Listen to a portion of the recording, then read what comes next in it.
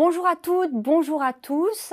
Merci d'être avec nous aujourd'hui. Je suis Fanny Guinochet, je suis journaliste spécialisée sur les questions d'emploi depuis une quinzaine d'années et je suis ravie d'être avec vous aujourd'hui pour parler des semaines de l'évolution professionnelle qui vont se dérouler pendant une quinzaine de jours du 4 au 15 octobre. Alors cet événement est gratuit et dédié aux entreprises, aux salariés, aux indépendants, à tous les actifs du secteur privé et il est composé d'une centaine de webinaires que vous pourrez suivre sur le site web spécialement dédié aux semaines de l'évolution professionnelle. C'est un événement 100% digital et toutes ces visioconférences sont accessibles à tous. Il n'y a pas de conditions d'âge, de fonction, de secteur, de statut. Venez poser vos questions, laissez vos commentaires, surtout là aujourd'hui avec ce coup d'envoi. Cet événement a été préparé grâce à des partenaires, des acteurs de talent. On les remercie. Ils sont mobilisés, engagés, impliqués pour vos carrières professionnelles. Tout d'abord, il y a l'APEC, mais aussi le réseau EVA, le groupement Évolution ou encore BGE Guyane, Antea RH Corse qui sont mandatés par France Compétences et tous travaillent pour bâtir au mieux votre stratégie professionnelle. Alors c'est important parce que c'est un levier souvent de performance et on en parle souvent en ce moment, en période de relance, de reprise. Ce sont vraiment les compétences, quelque chose qu'il ne faut pas négliger. Alors vous allez le voir, nous allons aussi beaucoup parler d'un dispositif qui est peu connu mais qui mériterait de l'être beaucoup plus. C'est le conseil en évolution professionnelle. C'est un parcours d'accompagnement gratuit ouvert à tous les salariés du privé.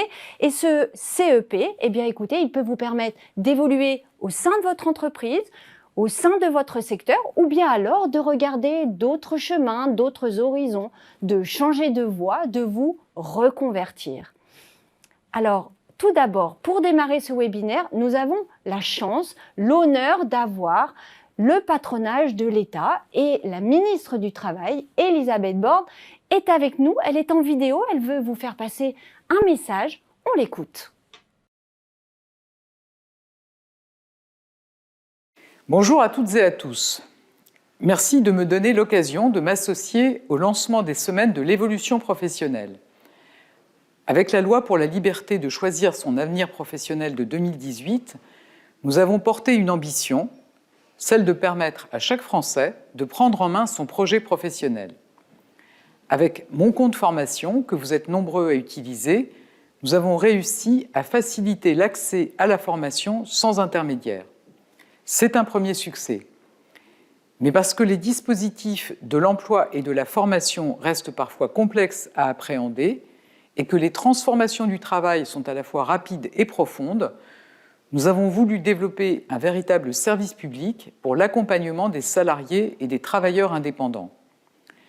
Si l'on veut donner à chacun la possibilité de choisir sa vie professionnelle, il est essentiel d'avoir un service public aux côtés des travailleurs qui permet à chacun de faire le point sur sa situation professionnelle, ses projets d'évolution ou de reconversion, afin de sécuriser ses choix.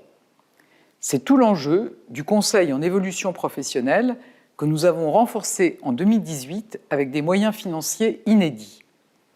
Il est aujourd'hui déployé par des opérateurs régionaux dans toute la France, mais aussi par l'APEC pour les cadres ou par les Cap Emploi pour les personnes en situation de handicap. Tous sont engagés à vous proposer, que vous soyez salarié ou travailleur indépendant, un service de qualité, gratuit et adapté aux besoins et aux situations de chacun. Ce service public peut être un levier important dans la définition et la construction de vos projets professionnels. Je vous invite donc à le découvrir à l'occasion des semaines de l'évolution professionnelle qui se déroulent jusqu'au 15 octobre, à travers des webinaires qui, vous le verrez, portent sur toutes les questions que vous pouvez vous poser. Si vous souhaitez vous former, vous reconvertir, créer votre entreprise ou tout simplement faire le point sur votre situation, participez à ces webinaires et sollicitez les CEP. Saisissez-vous de ce service et faites-le connaître autour de vous. Bonne semaine de l'évolution professionnelle à toutes et tous.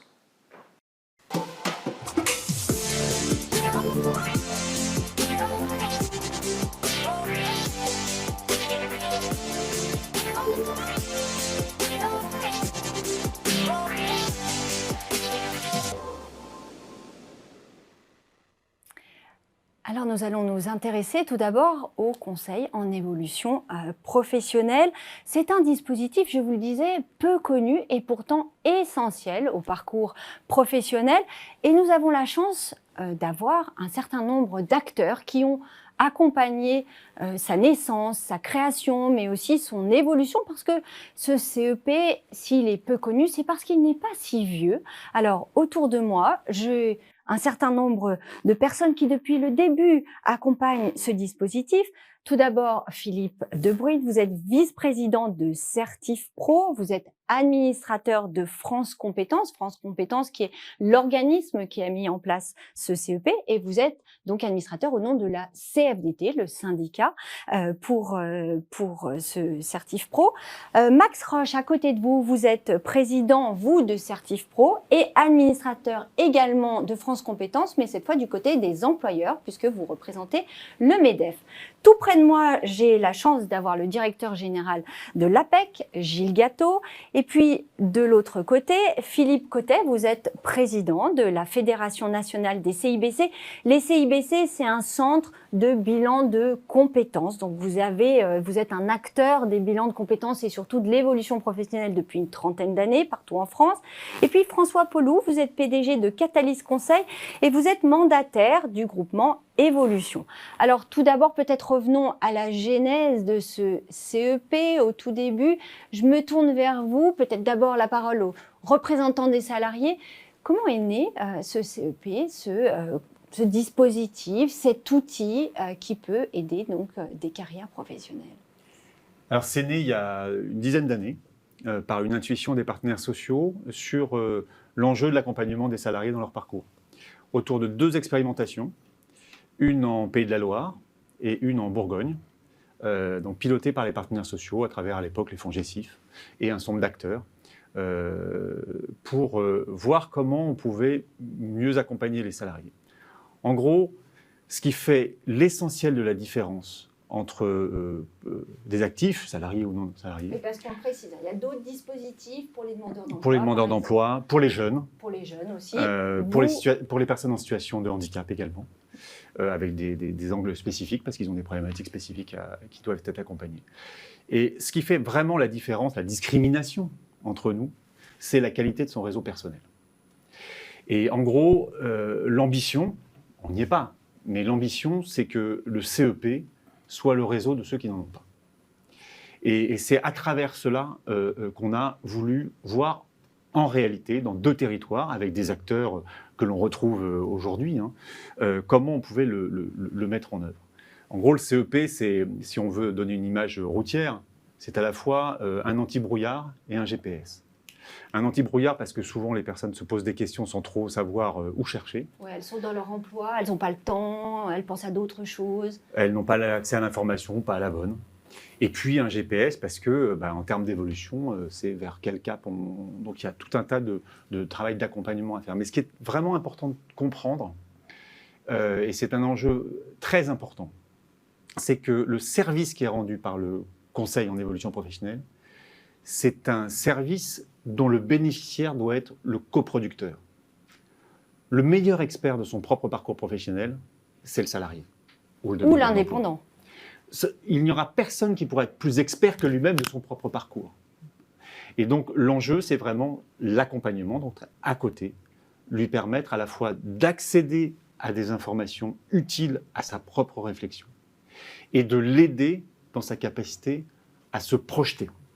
Donc ça, c'est la genèse il y a une dizaine d'années, qui ensuite, à travers plusieurs accords nationaux interprofessionnels entre les organisations représentant les employeurs et les salariés, en 2013, on a voulu le consolider au niveau national et le généraliser.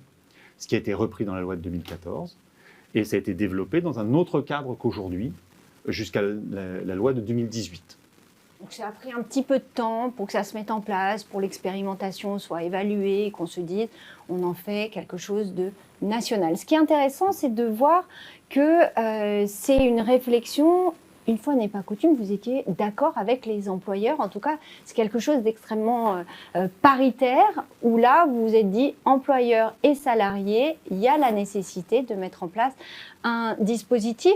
Et je me tourne vers vous, du coup, Max Roche, vous êtes représentant des employeurs. Pourquoi ce CEP, il est aussi important pour les entreprises? Qu'est-ce qu'elles ont à y gagner? Je vais vous répondre, mais avant ça, je voudrais revenir juste sur la jeunesse, parce que cette façon de travailler à travers l'expérimentation et ensuite la généralisation, c'est quelque chose de très important et qui je crois, pour nous en tout cas, est un signal de ce qui est positif dans la démarche notamment en matière de formation. Ça, c'est un premier point.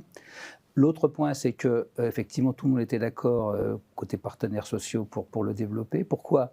Parce que en fait, certes, comme l'a bien expliqué Philippe, le CEP est destiné à aider les salariés à se développer. Il mise sur la compétence des salariés, il l'a bien dit, et il favorise leur développement et leur évolution au sein de l'entreprise ou d'autres entreprises. Mais aussi, il prend en compte la demande de l'entreprise, les besoins pratiques, pragmatiques de l'entreprise et des territoires pour aider le salarié à se couler dans cet environnement économique, ce besoin, pour qu'en fait, à la sortie, eh bien, ce qu'il aura fait, cette formation, lui permette de déboucher sur un véritable emploi.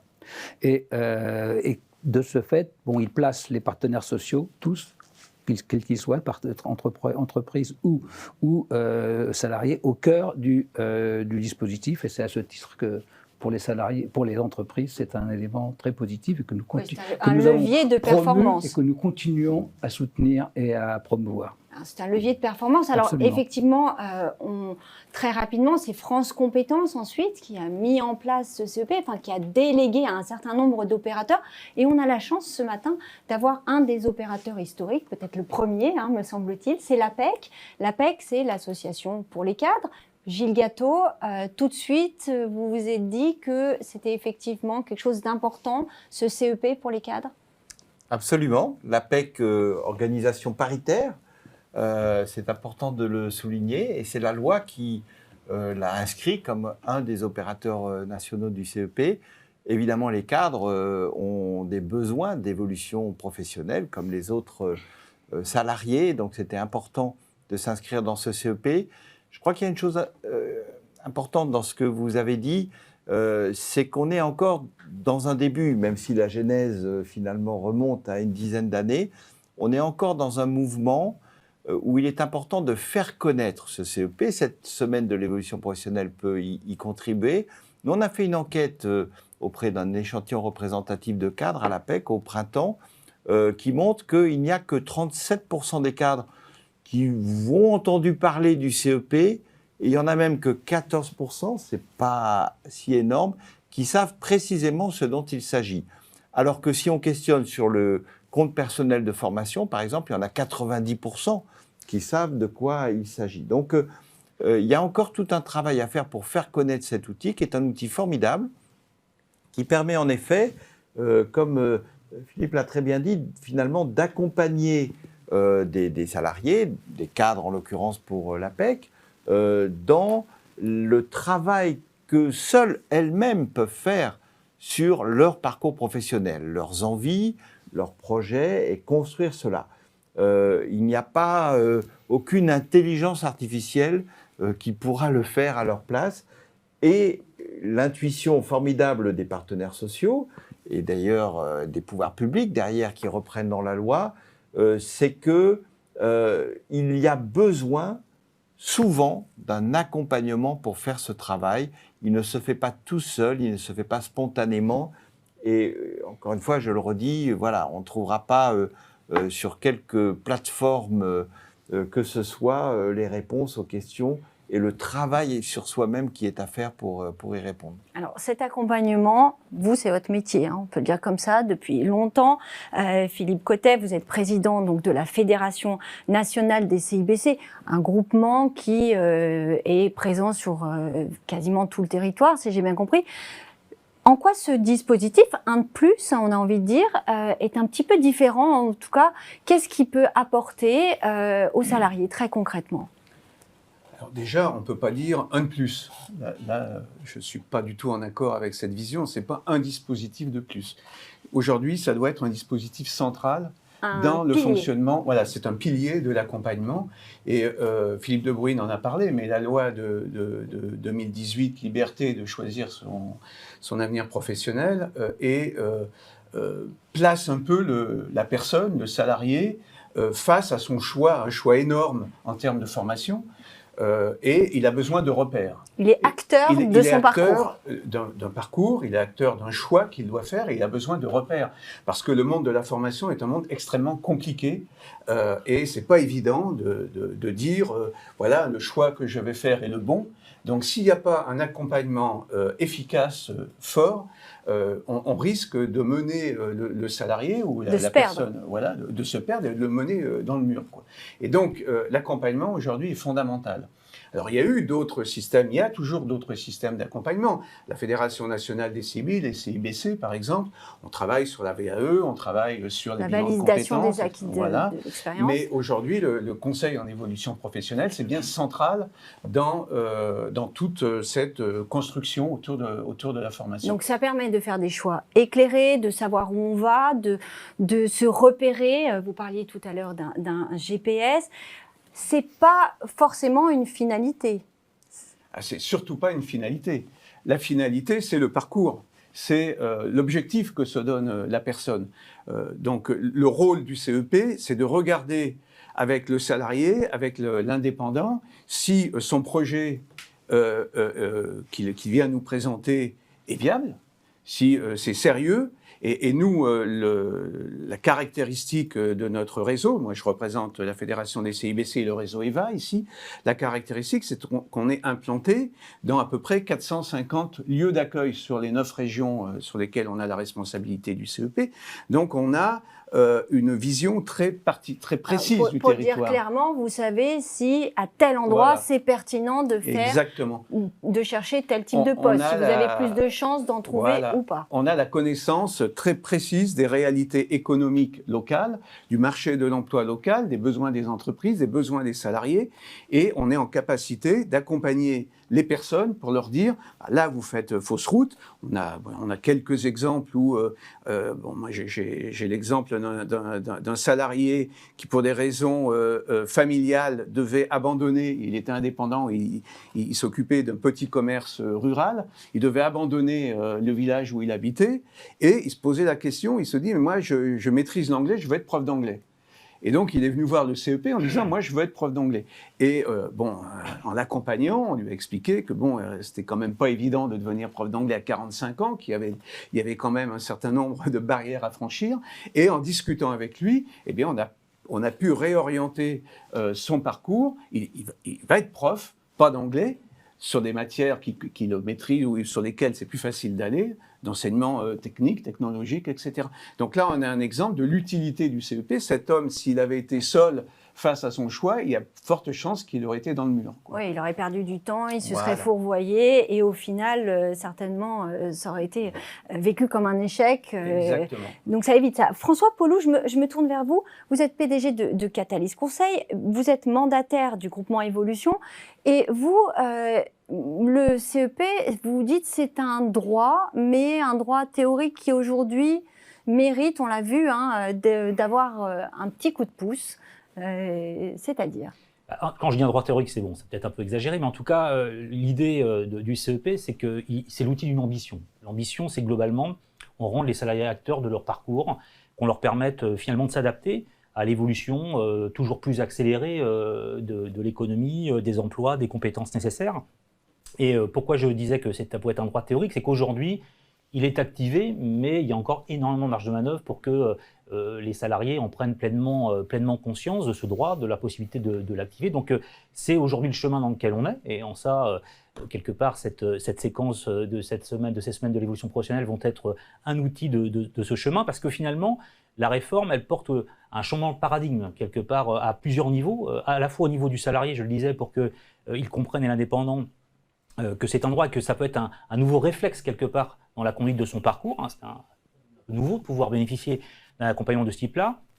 Un changement de paradigme pour les entreprises, comment elles appréhendent ce service-là auprès des salariés et comment elles le mettent aussi au service d'un dialogue professionnel autour de la question des compétences et des enjeux compétences des entreprises et des filières. Et puis un changement de paradigme aussi au niveau de l'environnement, de l'écosystème finalement de l'emploi et de la formation, parce que quelque part le CEP est rénové, puisqu'on disait il y a une version précédente, mais il embrasse un spectre plus large, qui dépasse largement la seule question de la reconversion, puisqu'il embrasse des sujets autour de l'évolution professionnelle, comment les questions de santé, les questions... Oui, c'est pas juste finalement une acquisition de compétences. On prend en compte le parcours de la personne, son âge, son environnement, les freins qu'il peut y avoir du fait de sa vie personnelle. C'est un environnement, un accompagnement plus global. Tout à fait, avec un spectre effectivement excessivement large de problématiques que se posent quotidiennement les salariés ou les indépendants. Et donc tout l'enjeu du CEP, c'est d'être capable d'embrasser ce spectre-là et donc d'avoir une intervention qui puisse prendre en compte l'ensemble des problématiques que peut se poser un salarié dans le cadre de son évolution professionnelle. Donc effectivement, quand on disait que c'est un droit théorique, c'est que la loi le consacre, mais qu'aujourd'hui, il faut s'en saisir. Et ça reste un élément de défi quelque part qui associe à la fois les partenaires sociaux qui ont été à l'origine, France Compétences qui pilote ce service, et puis l'ensemble des opérateurs, pour faire en sorte qu'à la fois le CEP soit reconnu dans son environnement, et puis soit connu des salariés, et qu'ils l'activent réellement dans leur parcours, quoi. Alors, on voit, c'est gagnant-gagnant. Alors, on est en sortie de crise, pas totalement, mais quand même d'une pandémie. Est-ce que finalement, cet outil, après cette pandémie, il prend quelle ampleur, quel enjeu? C'est encore plus important? Oui. Ce qu'a montré d'ailleurs la dernière période, les 18 mois qu'on vient de vivre, c'est que le CEP est un outil qui résiste à la crise. La demande adressée par les salariés, en l'occurrence, si je parle de l'APEC, les cadres qui se sont adressés à nous, n'a pas du tout diminué pendant cette crise. Donc les projets de mobilité, même s'il y a eu moins de mobilité de fait pendant cette crise, les projets, les envies sont toujours là. Et le fait de vouloir y travailler, c'est toujours là. Donc c'est un outil pour l'après-crise, c'est aussi un outil qui a vécu dans cette crise, parce que je pense qu'il répond à un besoin fondamental, ça vient d'être dit, qui change le paysage. Moi, je voudrais insister sur deux choses. D'abord, c'est un outil pour tout le monde. Souvent, on imagine les questions de reconversion professionnelle plutôt à mi-carrière ou dans la deuxième partie de la carrière. Nous, ce que nous observons, c'est que c'est en fait de plus en plus jeune qu'on se pose des questions d'évolution professionnelle. À l'APEC, plus de 20% des CEP, c'est 60% de l'activité de l'APEC, donc vous voyez, c'est très significatif. Plus de 20% des personnes que l'on accompagne dans le cadre du CEP sont des jeunes de moins de 30 ans. Ils ont parfois juste quelques années dans l'entreprise, mais ils se posent déjà des questions. Voilà. Et donc, c'est pour tout le monde. Et puis, une autre dimension, et qui est fondamentale, je pense aussi, dans ce qui a motivé les partenaires sociaux et les pouvoirs publics dans ce dispositif, c'est que c'est une réponse adaptée pour tous les salariés des TPE et PME. La moitié des cadres, on ne le sait pas forcément toujours, la moitié des cadres en France travaillent dans des TPE, des PME, où il n'y a pas des services RH qui permettent souvent d'aider une réflexion interne. Dans la même enquête dont je parlais tout à l'heure, on a posé cette question. 29% des cadres disent oui, il existe dans mon entreprise quelque chose qui est similaire ou approchant à un conseil en évolution professionnelle. Un tiers ne savent pas. C'est déjà en soi, d'ailleurs, une vraie question. Et puis, 40% pratiquement disent ben non, il n'y en a pas. Parce qu'ils sont dans des TPE-PME qui n'ont pas des services RH développés. Donc, c'est aussi un moyen important pour que les salariés des TPE-PME aient accès de façon effective à un droit qui est plus difficile à exercer que des salariés de grandes entreprises. Et justement, Philippe De Bruyne, donc vous représentez la CFDT, c'est une attente des salariés encore plus en cette sortie de crise, d'être accompagnés pour... peut-être soit rester dans son entreprise, il faut vraiment le dire, évoluer au sein d'un même secteur, d'une même entreprise, ou au contraire, se reconvertir, changer d'horizon. Oui, c'est en tension entre plusieurs logiques. Il y a la logique de recherche d'emploi de proximité, donc avec tout ce que Max a indiqué sur les besoins des entreprises, les connaître mieux dans son territoire. Et on a beaucoup insisté, nous, dans la commission d'attribution du marché, que les opérateurs, tous les opérateurs qui ont été sélectionnés connaissent parfaitement le CEP. Nous, on s'est attaché de vérifier leur maîtrise, mais c'est ce que Philippe indiquait, leur maîtrise de leur environnement régional et leur capacité à déployer le CEP dans leur territoire. Donc c'était quelque chose vraiment de très important parce que cette proximité autour de 30 km, c'est extrêmement important. Vous avez cette dimension-là, donc comment on les oriente mieux vers les besoins en employés en compétences. Et donc là, on est plutôt dans la logique prospective. Mais vous avez de plus en plus une logique plus introspective, qui sont des salariés qui viennent et qui n'en peuvent plus de là où ils sont, pour des raisons diverses. Ça peut aller jusqu'à la souffrance au travail, mais ce n'est pas simplement ça, c'est aussi la quête de sens. Hein, ça beaucoup, et dans les jeunes dont Gilles parle, il y a cette question-là. Après une première expérience en entreprise, finalement, qu'est-ce que je recherche dans mon parcours professionnel? Qu'est-ce que j'ai envie de faire? Vous avez un paradoxe, par exemple, sur le sanitaire. Il y a des besoins en emploi considérables dans le sanitaire, et c'est les personnes issues du sanitaire qui font le plus appel, font partie de ceux qui font le plus appel au CEP. Il y a la question de « je n'en peux plus », et il faut absolument que j'aille faire autre chose, parce que ça embarque. Et il y a la question aussi du sens. Et derrière ça, vous avez chez certaines personnes, au-delà de cet accompagnement prospectif et cette connaissance du territoire, il y a aussi vraiment la reconstitution de l'estime de soi, sans laquelle on ne peut pas se projeter dans un avenir. Et vous avez des gens qui sont vraiment enfermés, il faut les aider à reprendre en main leur propre destin. Donc on le voit, hein, c'est un coup de pouce, un pilier du système de formation, vous disiez tout à l'heure, un dispositif, un outil qui est accessible à tous, qui peut permettre un certain nombre, qui offre une palette de possibilités, on a envie de dire.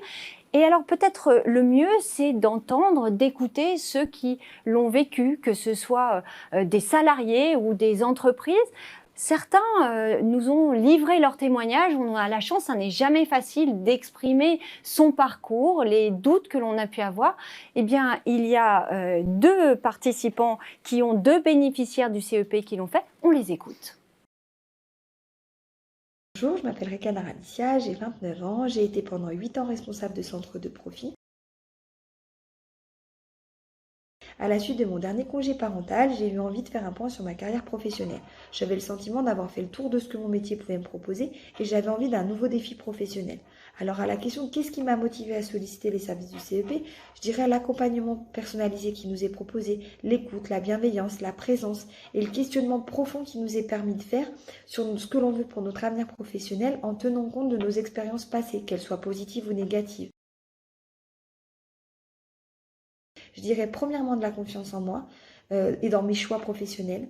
Un BTS pour ma part MCO qui me permet aujourd'hui de postuler au poste que je prétends, qui est de consultante en recrutement. Il faut croire en son avenir professionnel et que le meilleur reste à venir.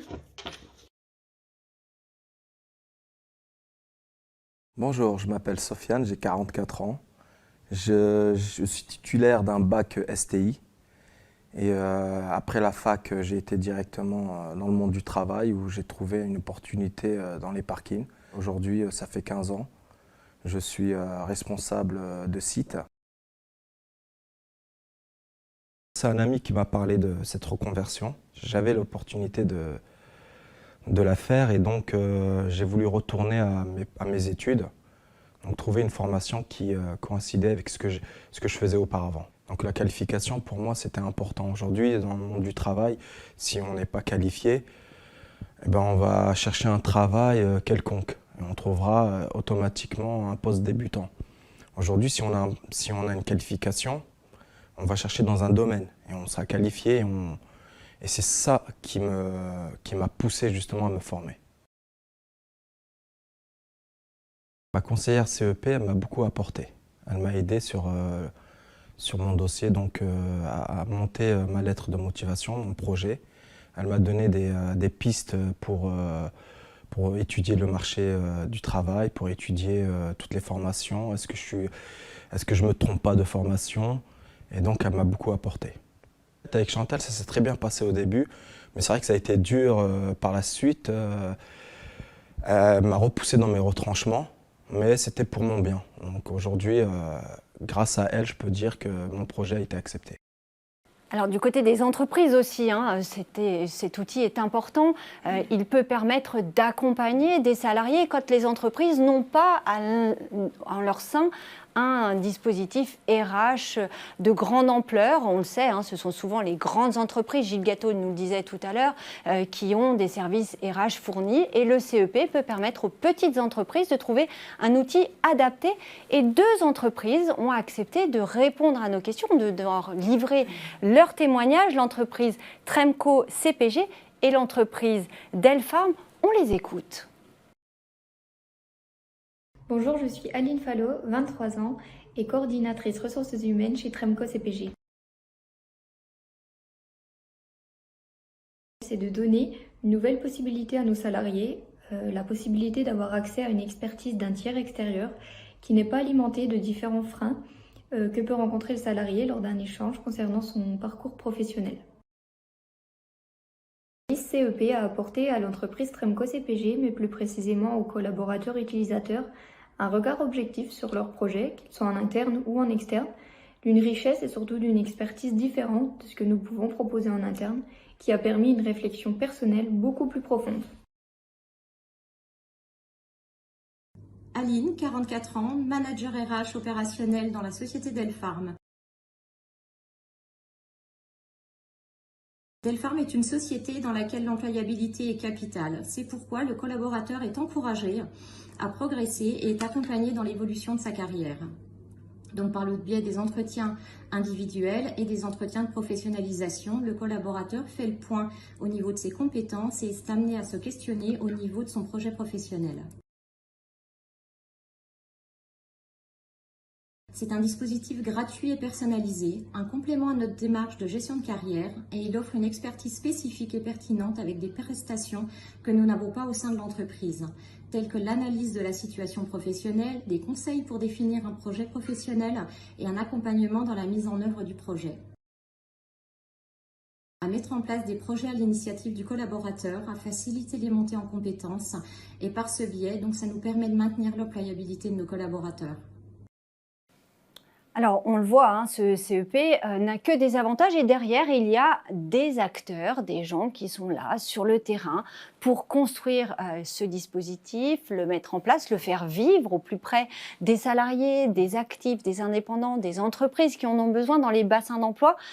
Je me tourne vers vous, Véronique Dessins-Torres, France Compétences. Vous êtes directrice territoire et partenariat de France Compétences, qui est l'organisme qui a géré ce conseil en évolution professionnelle, qui a désigné des opérateurs sur le terrain.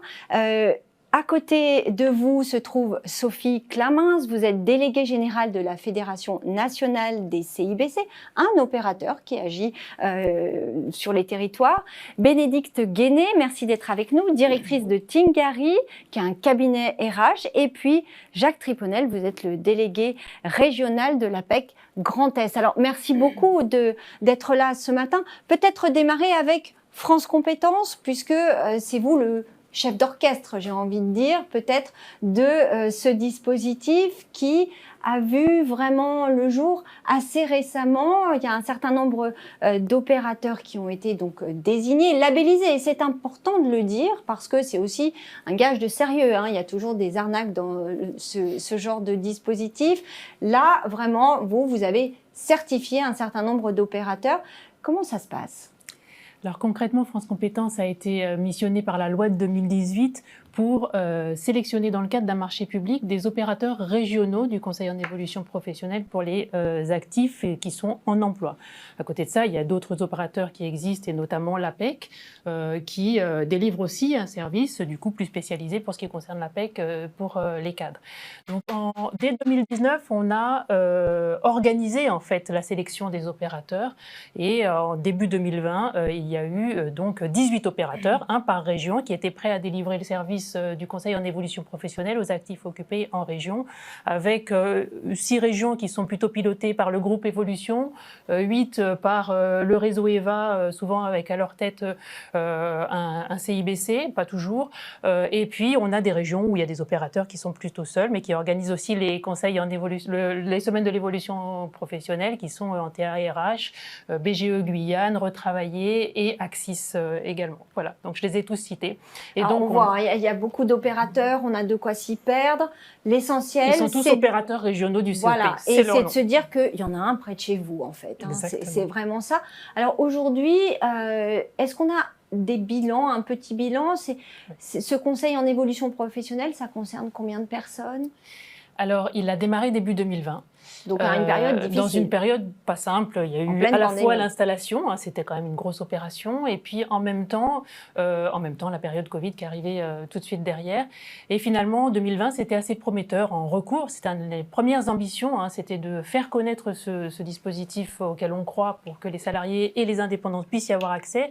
Et donc, 2020, ça a été autour de 100 000 personnes qui ont accédé au dispositif.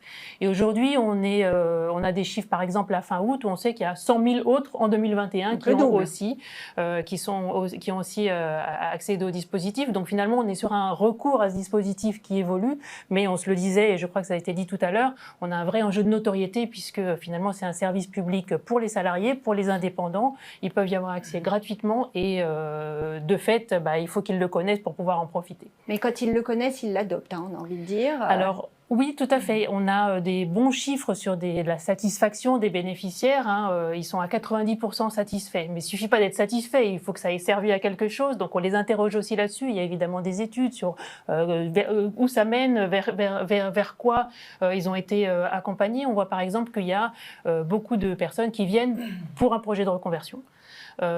Donc ça, c'est important. Et dans la période, c'est important. On a une idée de l'âge, s'il y a plus de femmes, plus d'hommes, dans quel secteur? Alors l'âge, c'est assez réparti. C'est pas très caractéristique. On a un peu tous les âges. On n'a pas donc de... voilà. C'est pour tout au long de la vie. Hein. Voilà. Pas que les seniors, pas que les jeunes. On peut y aller, on a 30 ans, 45 ans, 50 ans, on y va. De toute façon, tout le monde a le droit. Ça, c'est le principe. Hein. Donc c'est un droit qui est accessible à tous, quel que soit son âge, son statut, etc. Donc ça, c'est une première chose. Après, qui vient? Sur l'âge, il y a un peu de tout, donc c'est pas très caractéristique. Par contre, on voit qu'on a un peu plus de femmes que d'hommes, et on a beaucoup plus d'employés que d'autres catégories professionnelles. Donc ça, c'est des choses qui sont des enseignements, hein, sur à la fois qui a connaissance et qui a besoin ou sent un besoin d'accompagnement. Et puis on a aussi des secteurs qui se caractérisent plus, qui en fait empiriquement on les aurait identifiés aussi. C'est beaucoup dans le secteur de la santé, du social.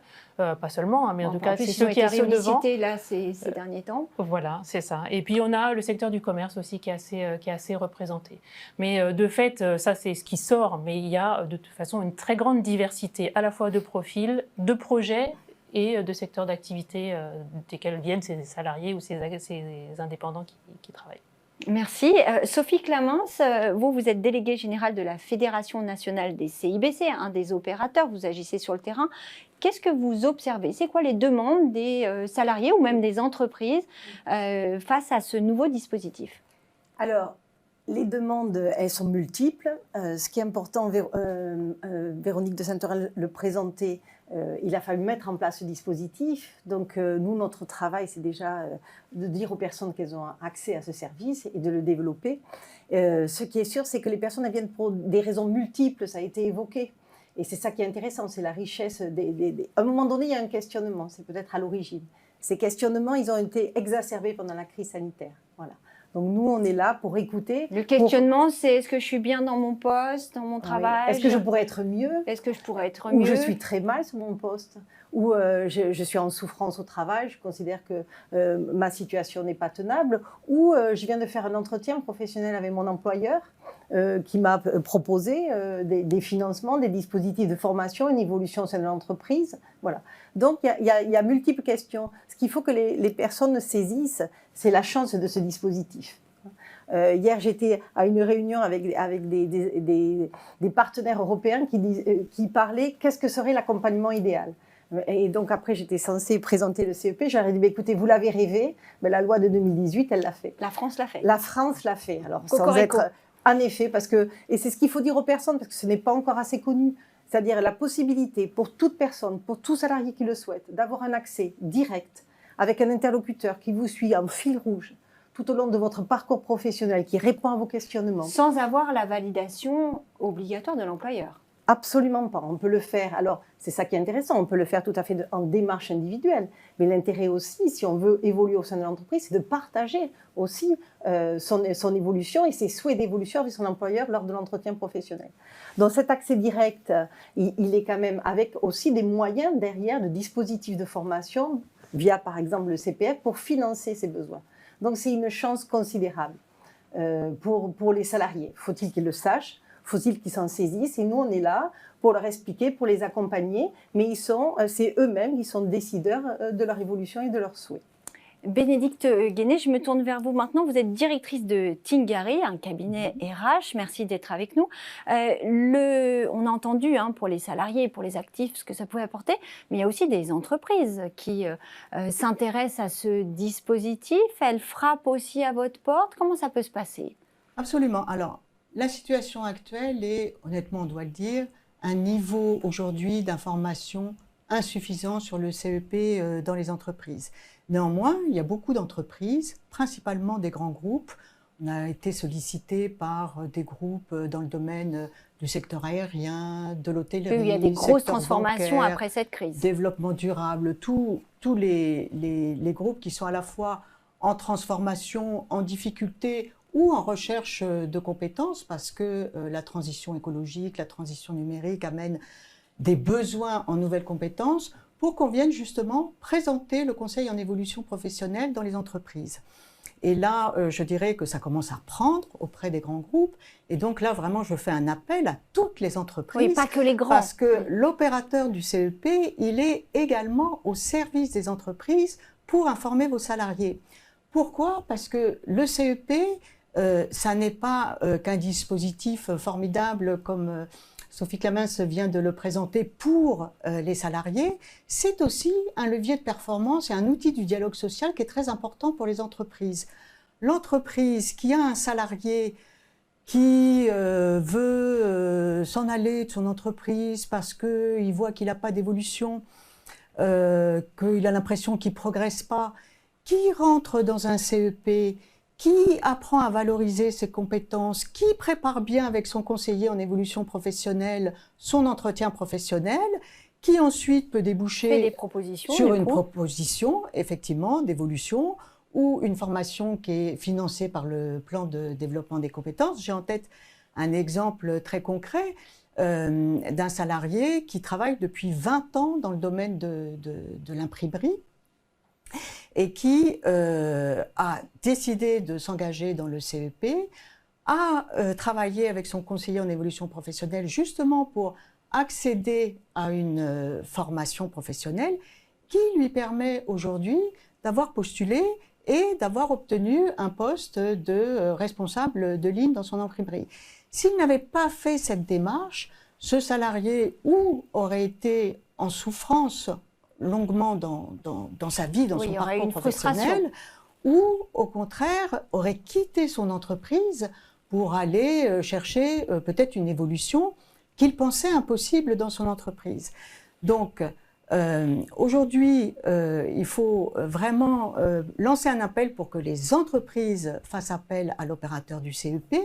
Comment ça se passe? Nous avons des conseillers ou des responsables partenariats qui viennent présenter en entreprise le dispositif et après, les salariés qui sont informés de façon tout à fait, je dirais, confidentielle, décident de s'engager ou pas dans le dispositif. Ce qui est intéressant, c'est que, on le voit, les taux de satisfaction, Véronique Dessène-Torres l'a noté tout à l'heure, vis-à-vis du service sont extrêmement élevés et donc ensuite, ça peut effectivement se diffuser au sein de l'entreprise. Mais il y a encore un gros effort à faire de notoriété, tant auprès des salariés. C'est un droit, saisissez-le, vraiment. C'est une chance, c'est la petite étincelle qui peut permettre de repartir dans son parcours professionnel. Philippe De Bruyne parlait du brouillard, effectivement. Parfois, comme dans la vie, quand on est face à des impasses, on a besoin d'un tiers pour prendre du recul, se poser, approfondir sa réflexion. Voir ce qui va bien aussi. Voir se dire ce qui va bien. finalement, c'est pas si mal Absolument. ce que je suis en train de faire les là bons où je choix suis. et repartir. Bon, eh bien, écoutez, on l'a entendu hein, dans vos mots. Alors, concrètement, quand même, on peut se poser la question. Jacques Triponel, vous êtes délégué régional de l'APEC Grand Est. Est-ce que c'est long? Est-ce que c'est une démarche qui est longue? Comment ça se passe concrètement? Ça s'étale sur plusieurs mois, sur quelques semaines? Comment ça se passe? Alors, je ne saurais pas vous dire si on est face à une situation de grand changement devant nous, mais ce que je peux vous dire, c'est qu'on sort d'une grande période d'introspection. Et ça, c'est vraiment quelque chose qui se vérifie pratiquement à tous les moments, à savoir les personnes qui ont été surprises, comme nous tous d'ailleurs, par la situation sanitaire, se sont mis tout d'un coup à réfléchir différemment, à mettre un petit peu le temps qu'il faut à poser les valises, comme on dit. Et progressivement, des personnes qui, au départ, avaient remis à plus tard des choses, se sont dit si c'était le moment de le mettre en place.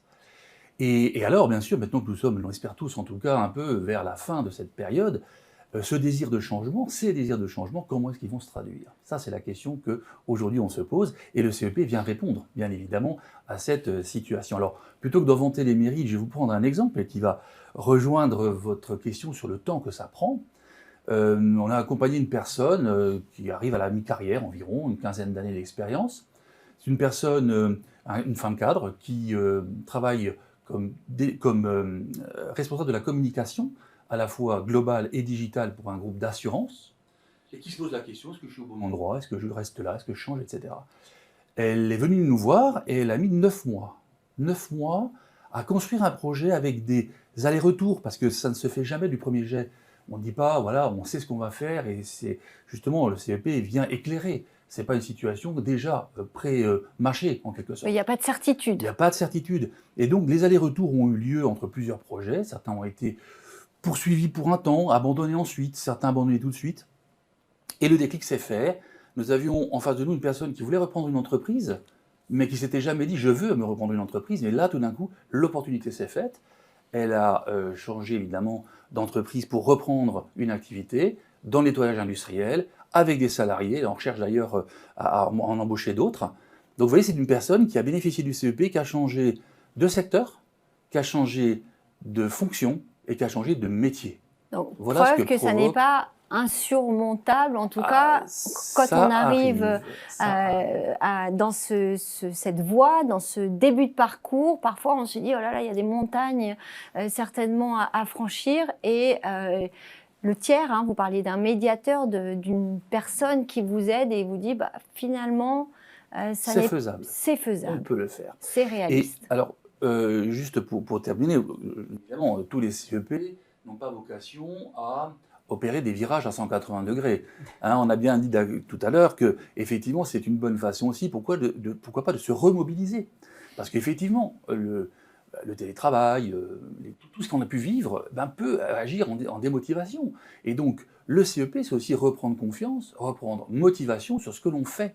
Et organiser peut-être différemment. Et voilà, et reprendre sa vie professionnelle, peut-être pas là où on l'a laissée, mais avec quelque chose en plus, quelque chose de nouveau, quelque chose qui motive et intéresse. Bénédicte Guéné, vous vouliez ajouter quelque chose? Oui, à la réponse, comment est-ce possible, une petite partie de la réponse aussi est le fait que le conseiller en évolution professionnelle, il connaît bien le territoire, il connaît bien le bassin d'emploi. Donc c'est vrai que son conseil, comme c'est un service vraiment qui a été pensé et qui est exécuté dans la plus grande des proximités au niveau des territoires, son conseil est vraiment avisé, son conseil est juste. C'est très important de rappeler aussi que dans ce dispositif, c'est toujours la personne qui a la main. Le conseiller, il est là, il est un peu comme un coach. Il vous pousse à vous interroger, il vous pousse à prioriser, il va vous aider à mettre le doigt sur le fond de votre motivation, il va interroger vraiment votre projet, mais c'est vous qui êtes acteur, c'est vous qui faites les choix et c'est vous qui vous engagez dans votre projet. Sophie Clamins? Pour continuer sur ce que dit Bénédicte Guéné, moi je trouve c'est important, et par rapport à l'intervention de France Compétences, on parlait de chef d'orchestre, nous sommes des petites mains. Et l'important, je pense, c'est que pour l'individu... Vous êtes les musiciens, voilà, plutôt. Mais il faut pas que l'arrière-boutique se voit. Voilà, c'est-à-dire que nous, on travaille, on a quand même, enfin, c'est Véronique qui devrait le dire, mais le 1er janvier, on devait être opérationnel dans une situation quand même exceptionnelle. Et les conseillers qui ont mis en œuvre ça par rapport aux personnes ont su faire face à cette agilité qu'on demande aujourd'hui aux personnes, à le mettre en œuvre. Et c'est important, si on a été aussi choisi comme opérateur, c'est parce qu'on connaît les territoires. Et on travaille déjà avec des partenaires, parce que nous on est un fil rouge, donc les personnes sont là ensuite pour connaître les bons partenaires pour continuer leur parcours professionnel. Donc je suis tout à fait dans cet avis et c'est important parce que cette crise sanitaire, elle a impacté aussi bien les personnes, mais aussi celles qui sont chargées de les accompagner. Et donc c'est vrai que ça a créé aussi voilà, des réflexions supplémentaires, j'allais dire, par rapport à cette situation. Véronique Dessène-Torres de France Compétences, là vous nous disiez tout à l'heure les chiffres. L'objectif c'est quoi? C'est que toute personne qui a envie puisse le faire. Oui, puisse être informée qu'elle peut le faire et qu'elle, du coup, puisse avoir un accès facilité. Donc, nous, on avait évidemment une première ambition qui était de développer le recours, ce qui implique aussi de l'accessibilité, de la proximité. On avait impulsé le fait qu'il y ait des sites en proximité, que ce ne soit pas simplement les grandes un par région, grande ville, etc. Voilà. Donc ça, c'est vraiment un pari réussi. On a des opérateurs qui ont vraiment répondu présent de ce point de vue-là. Il y a plus de 600 sites sur les opérateurs régionaux qui s'ajoutent aux sites de l'APEC, etc. par ailleurs. Donc là, pour le coup, c'était aussi un bilan assez positif. Dans la proximité, c'est pas simplement être présent, c'est connaître son territoire. Je rebondis sur ce que disait Bénédicte Guéné. C'est important de connaître son territoire parce que le CEP, c'est pas une relation de face à face entre un conseiller et une personne seulement. C'est comment ce conseiller va vous éclairer sur ce qui est disponible pour vous comme dispositif, ressources, acteurs, formation, choisir la bonne formation, choisir le bon organisme que l'on connaît parce que l'on a des relations avec lui, parce qu'on a des éléments sur les parcours qu'il propose, etc. On a besoin de connaître les personnes, les structures et les ressources qui vont être utiles pour la personne quand on est. Et donc, il y a un enjeu territorial extrêmement important.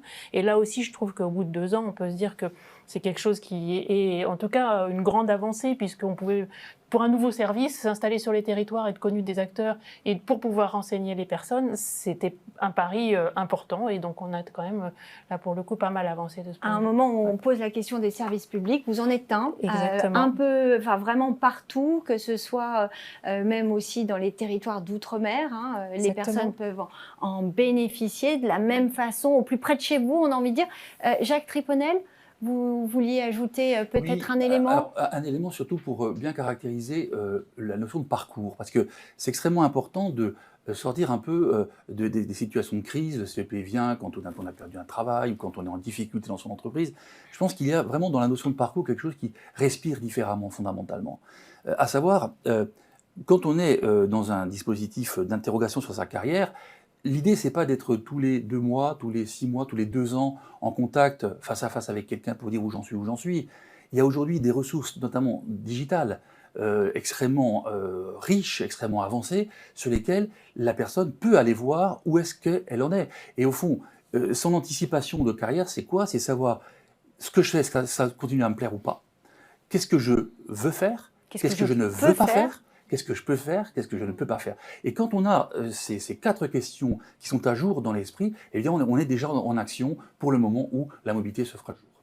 Merci beaucoup. Alors, si on résume, ça s'adresse aux salariés, aux actifs, aux indépendants qui sont en emploi. C'est gratuit, c'est partout sur le territoire. Ça s'adresse aussi aux entreprises, on l'a entendu, qui veulent accompagner leurs salariés, peut-être parfois débloquer des situations. Ça peut prendre plusieurs mois, comme ça peut aller très vite.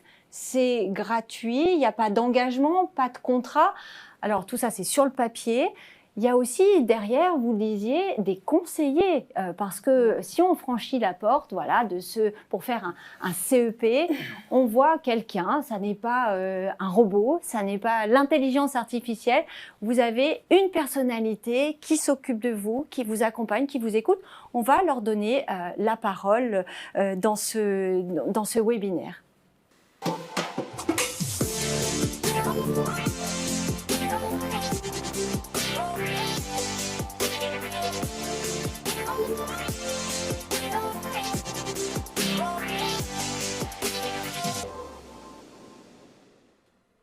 Nous l'avons entendu, ce conseil en évolution professionnelle n'a que des avantages et il s'adresse donc aux salariés, aux actifs, aux indépendants qui sont en poste et qui ont envie d'évoluer, qui se posent des questions. Il s'adresse aussi aux entreprises qui veulent offrir un service en plus, une aide à leurs salariés pour évoluer en compétences. Et c'est important au moment de cette sortie de crise. En tout cas, on espère qu'on est sorti de crise au moment de cette reprise.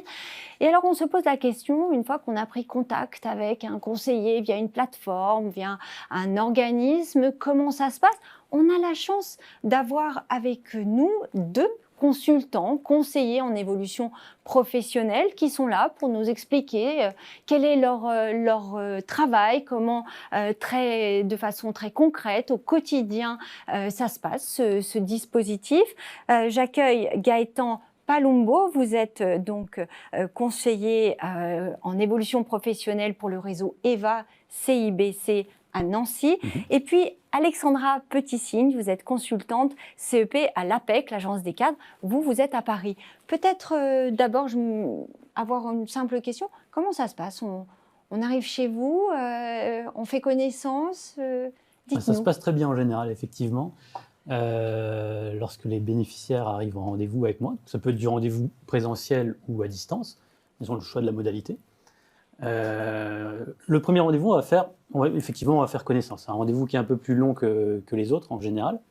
Donc on va aider la personne à faire le point sur sa situation professionnelle, voir ce qui va pas, ce qu'elle a envie de changer, de conserver.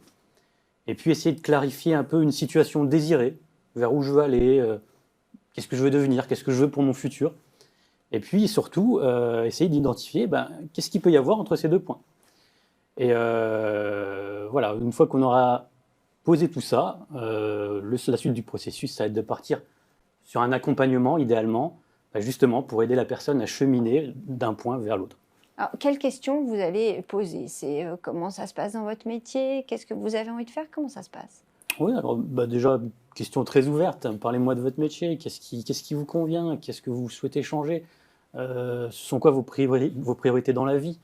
Est-ce qu'il y a des conditions de travail que vous souhaitez changer, conserver?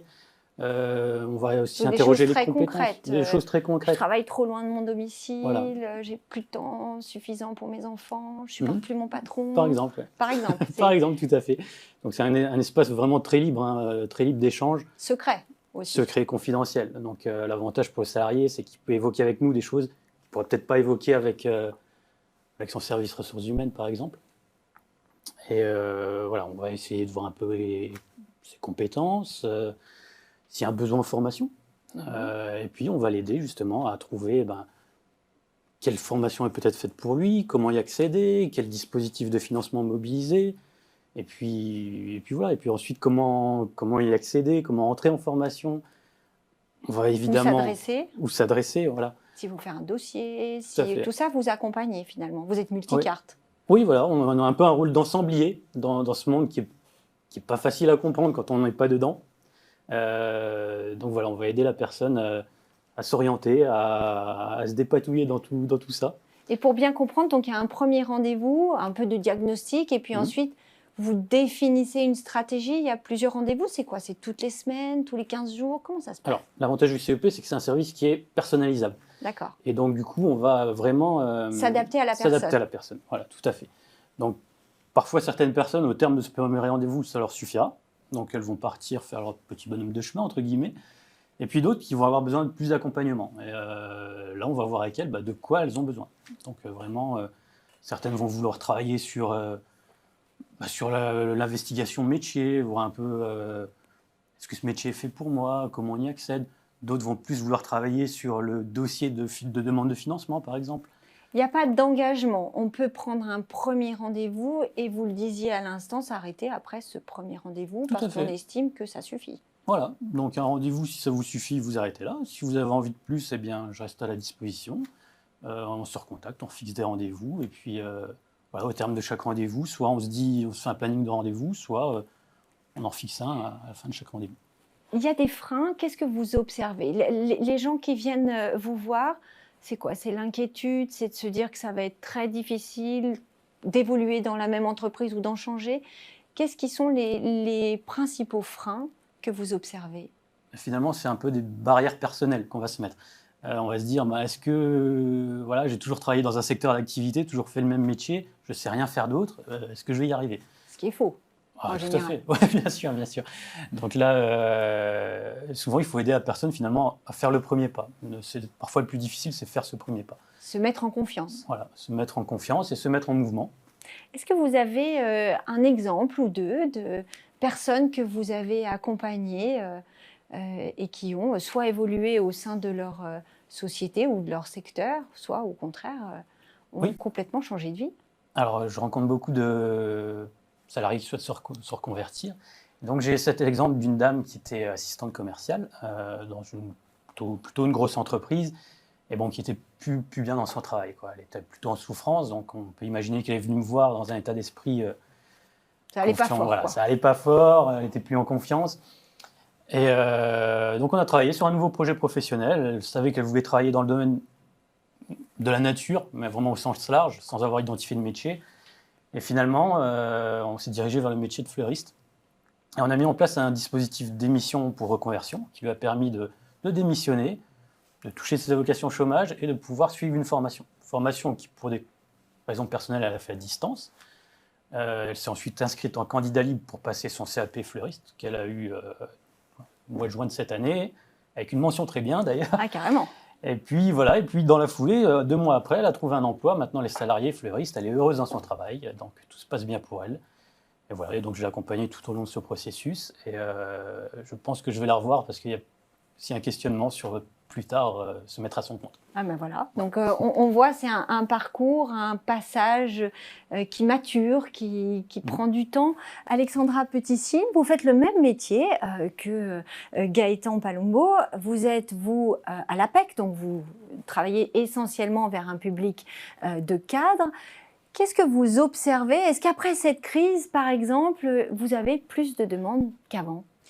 Alors, oui, on observe tout à fait que cette crise en fait a permis pour beaucoup de nos clients et de nos cadres un retour sur soi et donc une réflexion plus intérieure sur leur vie professionnelle, leurs projets, la façon dont ils avançaient, ils évoluaient dans leur vie au quotidien et a suscité effectivement des réflexions. On retrouve beaucoup de cadres effectivement qui reviennent aujourd'hui. Peut-être vous donner quelques exemples. Allez-y. J'ai par exemple l'exemple en tête d'une jeune femme, donc contrôleur de gestion, qui bien que étant au début de sa vie professionnelle, était vraiment dans une situation de quête de sens dans son métier au quotidien. Les valeurs de son entreprise étaient plus éloignées des siennes et voilà, ça a suscité cette réflexion. Donc elle est venue bien sûr à l'APEC. Et dans notre partage, dans notre échange, on a évoqué plusieurs situations possibles, celle de trouver une structure différente, celle donc changer de se d'entreprise. Voilà une entreprise différente, plus en lien avec ses valeurs, changer de métier. Et on a bien vu que ce métier quand même lui plaisait beaucoup. Et comme ça, dans l'échange, au fur et à mesure des rendez-vous, une idée est arrivée, celle de la création d'entreprise. Donc, elle s'est rendue compte qu'elle avait envie de continuer ce métier, mais de le faire peut-être différemment, avec sa propre offre de service.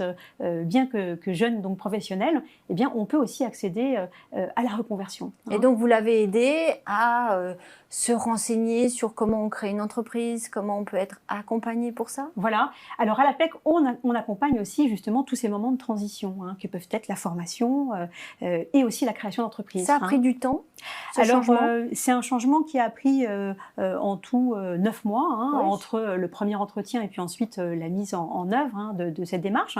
Mais c'est vrai que voilà, c'était important qu'on se voit plusieurs fois pour qu'elle puisse cheminer, avancer, et puis voir toutes les étapes aussi de ce nouveau métier. Comment on crée une entreprise, quelles sont les questions à se poser pour... les pièges à éviter. Voilà, les pièges à éviter, et puis... incarner en fait cette démarche, parce que c'est vrai que la création d'entreprise, c'est vraiment une démarche dans laquelle il faut bien sûr mettre en œuvre une démarche donc de présenter son offre de service et ensuite de pouvoir au fur et à mesure développer son activité avec plusieurs professionnels. On peut se dire que c'est risqué, vous êtes là aussi pour minimiser les risques du changement. Voilà, et puis passer ensuite à d'autres professionnels. Nous, on accompagne effectivement son projet de changement, son cheminement, et ensuite, on va l'emmener vers d'autres interlocuteurs pour bien le choix de la structure, et puis ensuite pour développer son activité. Oui, plus haut, un interlocuteur nous disait tout à l'heure, ça donne un réseau. La chance de faire appel à vous, c'est que vous connaissez les dispositifs, les coups de pouce qu'il peut y avoir, les aides financières aussi qui peuvent se présenter pour établir son projet.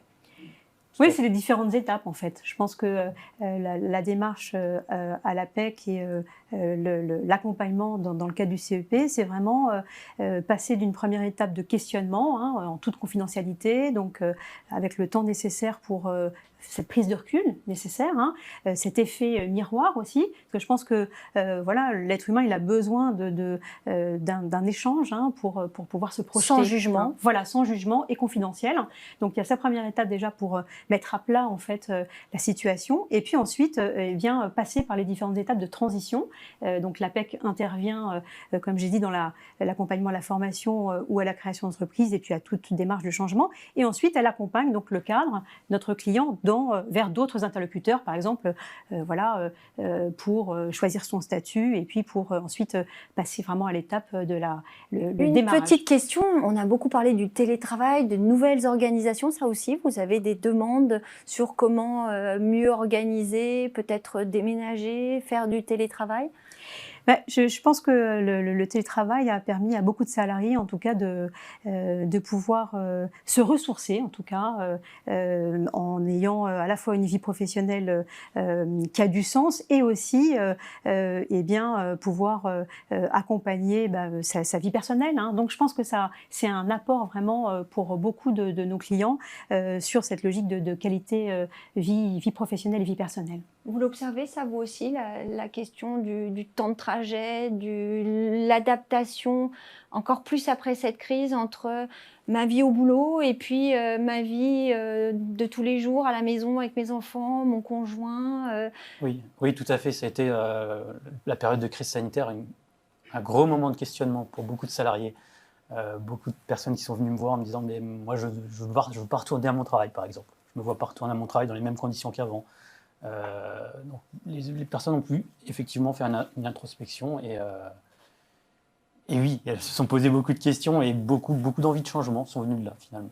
Donc des envies de changement possibles, réalisables, des pièges à éviter. Vous êtes là pour éviter aux bénéficiaires toutes les choses trappes que peuvent présenter des changements, que ce soit d'ailleurs, on le redit, dans un même secteur, dans une même entreprise, dans un même poste, ou alors quand on change complètement à 180 degrés de vie professionnelle, quel que soit l'âge de la vie, que ce soit pour les jeunes qui ont quelques années d'expérience, ou plutôt en fin de carrière, quand on sent qu'on peut peut-être s'approcher d'un départ en douceur, ou en tout cas de changer de façon de travailler.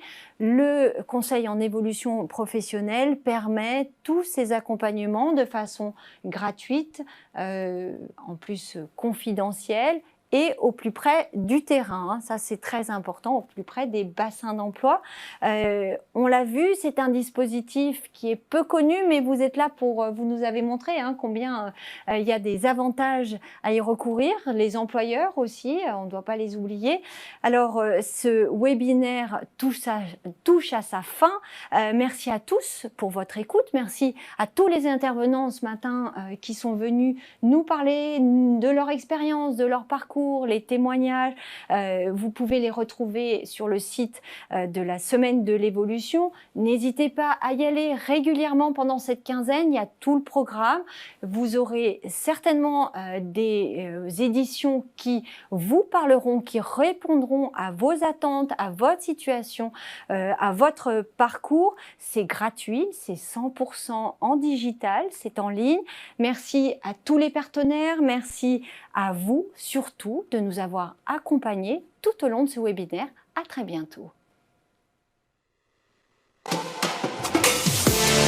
Thank you.